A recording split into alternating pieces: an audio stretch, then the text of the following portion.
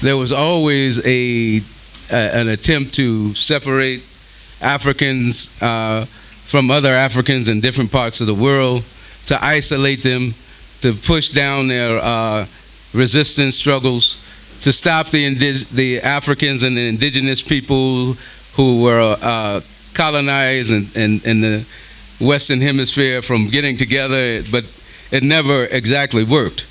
But in the imperialist stage, and in the stage of national liberation for African people around the world, it was clear that they needed to do something.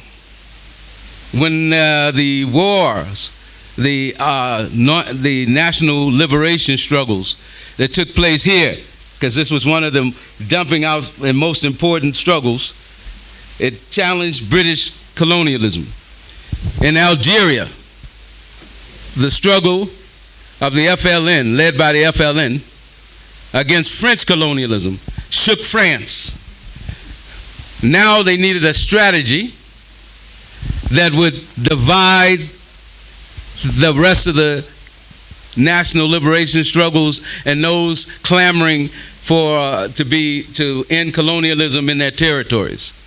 So they wound up, brought all of the reactionaries that they had trained in their schools, who thought they were more French than the French, who thought they were more British than the British, and granted so-called independence, flag independence, to many countries in Africa. And then these neo-colonial leaders were pitted against the revolutionary leaders.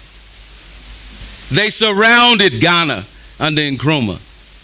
They surrounded Sekou Touré and Guinea Conakry. They started to build up their military forces to try to make them stronger than the revolutionary forces, like the Casablanca group that included Mali, included Egypt, included Ghana, included Guinea Conakry, because they were militant and they were trying to bring unity and to bring the concept of unity to the whole of Africa.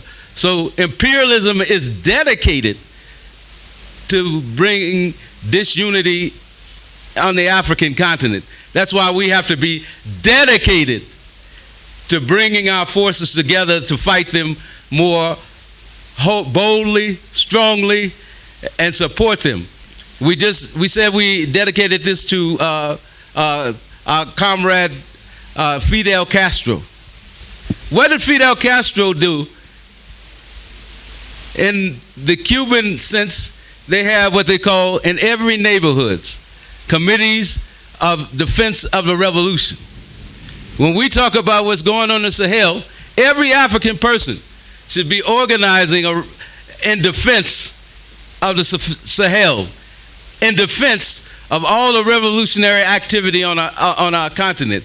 So the critical aspect of overcoming the struggle against disunity is organization, because unity presupposes organization. You can't have unity without organization. Thank you so much. So from Sobukwe we learned that imperialism is dedicated to bring disunity, confusion, and chaos among the people's camp. But moving forward, also our dedication in bringing revolutionary unity is to make sure that this unity is a commitment, a living, and dedication to make sure that we unite all the progressive peoples of Africa and also the oppressed in the world. So, Tumoivu, what roles should revolutionary Pan-African organizations play in confronting and overcoming U.S. imperialism in Africa? Because we know that we are in a season or in a contemporary era of severe crisis, which is characterized by militarization, talk of economic subjugation, and even the creation of imperial or puppet regimes on the African continent. Thank you, comrade, for that question. And maybe I'll try to answer your question in two parts, because you've mentioned economically and also in terms of military. And I would like to start with the economic aspect of it, because it forms the substructure of society. And we know that during the monopoly stage of capitalism, what we call imperialism, the national capital of these imperialist nations could not continue to expropriate their resources within their territorial borders. And they were forced to export what we call finance capital into the neo-colonies. So this was not just export of goods and services, but it was export of finance capital that is extractive. And this is what led to colonialism. But since they always talk about free competition and all that, but every time they see that competition doesn't maximize their profit, they always come together. They always try to concentrate and to centralize their capital for the continual super profits and extraction of surplus from other parts of the world. And for example, what caused the First World War and the Second World War? It was a competition for resources. And whenever they realized that they could not continue competing for these resources, they always come up with strategies of coming up together to concentrate and to centralize their capital. And this is what happened after the end of the Second World War, that we saw that the same imperialist countries that were fighting, the same imperialist countries that caused the First World War and the Second World War, came together in the famous Bretton Woods institution, where no African country was invited, but it was the big imperialist powers again coming together to chart the strategy, because competition was no longer profitable for them. And we saw during this Bretton Woods conference the institutionalization of the World Bank, which was called the International Bank for Development and Reconstruction. But that name itself betrays its true character, because the World Bank was never about development or reconstruction. And we also had the IMF. So as the World Bank invested capital, the IMF prescribed what we call structural adjustment programs, where they give loans to the neo-colonies, but they prescribe economic and financial policies that make sure that their multinational corporations continue to rule through the means of finance capital. And these structural adjustment programs of the IMF, they've wreaked havoc not just in Africa, but in Asia and also in the Latin America. So on the economic sense, they came together so that they could continue concentrating and centralizing their capital for the continual domination of the rest of the world. And also, because these economic activities that are extractive, they cannot survive without their watchdogs. And we know that the famous Marshall Plan, which formed the North Atlantic Organization, what we call NATO. The formation of NATO, they had hid in the pretext that they were fighting the influence of communism of that time, because at that time the Soviet Union was still very strong. So they used it that they were fighting the influence of communism not spreading past Eastern Europe. But we know that the true role of NATO has been to safeguard the interest of foreign finance capital. If we come, for example, here in Africa, where NATO has always set its military bases, it doesn't set its military bases where there are no resources. In the Sahel, those military bases are placed strategically where foreign multinational corporations are extracting the minerals and any kind of thing that can be beneficial to them. So we can see that the role of NATO has been to safeguard the interest of foreign finance capital. So both economically and militarily, imperialism has continued to devise tactics to make sure that even after independence, they continue to rule. And another thing they've done is that in this neocolonial state, they've created a class, an intermediary class, that manages the state. And we know that the state, wherever it has arose, it has been an instrument for class dictatorship. A class dictatorship between the owning class against the propertyless class. So the neocolonial state, for example, how do we analyze the neocolonial state? We have to look at who is the dominant ruling class in the neocolonies, because some people have had a problem of understanding how a ruling class can exist outside the territory. But when we look at, for example, the dominant capital in these neocolonies, it's still foreign finance capital. And it only put these people as managers of the instrument of the state. But they do not even control that state. They are just managing it for the interest of the whole bourgeois class. And this is the class that we call the comprada, and which we have identified as our immediate enemy. So the work of revolutionaries now is to organize, because we cannot defeat this class if we are not organized, because these classes are organized. They have their political parties. And what, for example, happens during electioneering period in the neocolonies is that you can see a competing imperialist interest. For example, in the last election, Raila Amolo Odinga was being funded by Bentrust Foundation, which is a conglomeration of mining companies that are expropriating resources in the South Africa. William Ruto was being financed by some US multinational corporations.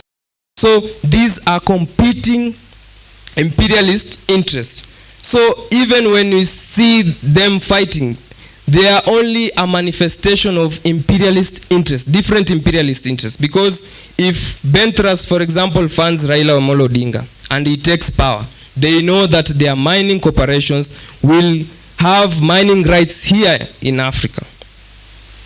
So we can say that we need to start organizing our people along their agendas. For example, here in Laikipia, we still have Batuk, which is British military base. But why is it strategically placed there? Because we still have white lands that are still owned by the same white settlers who are not removed after independence. Why do we have, for example, the US bases? Everywhere they are protecting strategic interests. So in the economic and military, these are some of the tactics that they've always tried to use. But our work as revolutionaries is to continue building people's organizations, and not just building them for the sake of it, but building them to take political power and to reorganize the productive forces and the relations in production, so that we can build a true and a free and a human African state. Thank you so much, Mwiru. So the basic line is that the strategic task and political line of Pan-African organizing is to organize, and not just to organize, but organizing along our people's immediate concrete conditions. And this is not just from abstract, but this should be drawn from the theory. So we make sure that the theory fits into our praxis. To Comrade Sobukwe, how can we build genuine solidarity between revolutionary movements in Africa and those in the diaspora? Yeah, I think if we go back to the original concept, are some of the concepts that came out of this question of Pan-African unity. We can understand that, one, we should be organizing in that way. I'm saying we should have organizations that include Africans from every part of the known African world. So I think Africans are in about 115 countries across the world. And if you look at the beginning of Pan-Africanism, you'll see that the Pan-African Congresses, even though they were unable to the first ones were unable to bring mass numbers of Africans from around the globe, they were able to gather Africans from the Caribbean, Africans born on the continent, Africans from the U.S., from Europe, in their small gatherings. But by the time it came to the Fifth Pan-Africanist Congress, they had started to bring mass organizations from across the world, unions from the Caribbean, unions from Europe, unions and peasant organizations from the African continent. So I think we have to look at ourselves in organizing in that fashion, because sometimes, many Africans will be influenced by mass media. One day they'll be talking about, those Africans in the U.S. are not really Africans. Those Africans in North Africa are not really Africans. Those Africans, they don't like, we don't like each other. We can never get together. We can never have unity. This is what they're saying. But when all the same, every time we see movement of our people in any part of the African world, we want to claim it.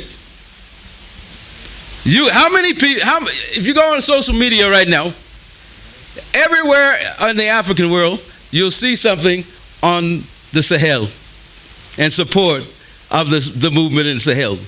When Nelson Mandela was set free, every African in the U.S. was so proud. Every African in Europe, every African everywhere was so proud. But see, these are temporary mobilizations. They are not organization. We are being led by the mass media. So when we talk about linking up with each other, we have to deal with bringing organizations together and building organizations that already encompass everywhere. Like I have comrades in the APRP, in Guinea-Bissau, in Ghana, in South Africa, and many people will see me because I was born in the U.S. and they think, the APRP is a bunch of people from the U.S. But they're confused. Not only are our members in the APRP in Guinea-Bissau, but they're also part of the PAIGC. They're embedded also in another revolutionary Pan-African organizations where they are. We're here. As far as we're concerned, whether we have official membership or not, we're part of the CPMK. We're a part of any other revolutionary Pan-African organizations here.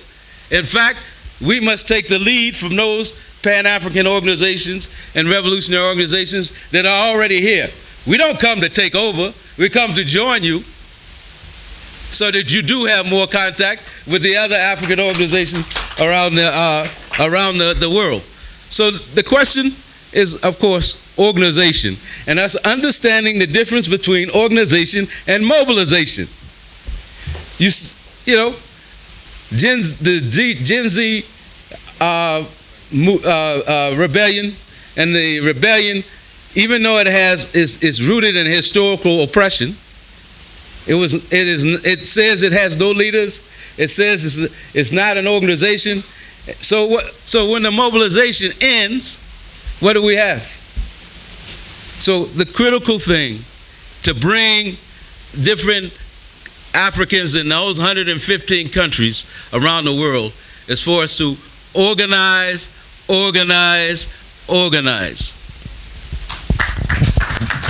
Thank you so much, Comrade. So connecting Pan-Africanism internationalism and the struggles of the anti-imperialist front means that we need to intentionally build organizations where there are none, and continue bringing together organizations where they exist, and not just any kind of organizations, but organizations that are rooted in revolutionary and progressive politics. I am told my time is done, but it was nice having the first one. But what I want to really do is, before you get down, I want to really thank the organizers, and I want to also say I'm very proud because I know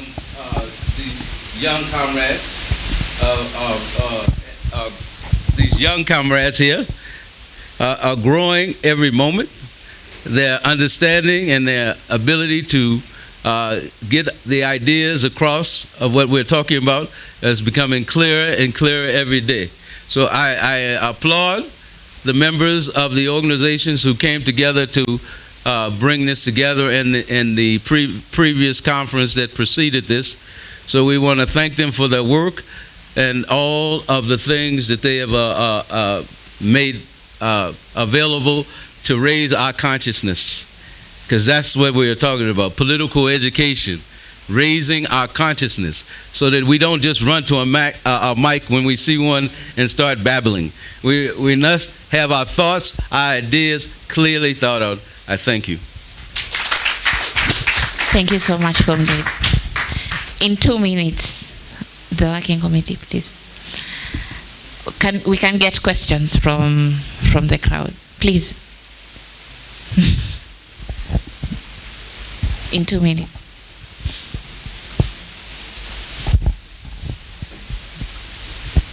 Thank you for the organizers of this forum, and particularly you, sir, for what you've explained on the etiquette of mobilization. Before I go on, allow me to say my name is Sawa Bugwagedaiga. I work for an organization, umbrella body organization, registered here in Kenya, Mau Mau Governing Council of Kenya. And Mau Mau Governing Council of Kenya, some of the values and etiquettes you are talking of, surely we hold them dear. Here I stand as a true son of the Mau Mau. Yes, my father was in the bush. From where you are intending to go in Nyeri? It's painful since 1963 when Kenyatta went ahead and called the Mau Mau. He told them, come together so that now that you have won, register yourself. I would wish to mention from 1963, we got registration of this umbrella body in 2013. Challenges of coming together, and unity of purpose, I would wish to mention, sir, from this forum. The issues of unity cannot be taken lightly in the event that we ignore a punitive stigmatization that goes on. As a true son of the Mau Mau, since 1963, we've been talking of Mungeki, that even when I'm here in front of you, saying I'm a true son of a Mau Mau, I see the other Mungeki.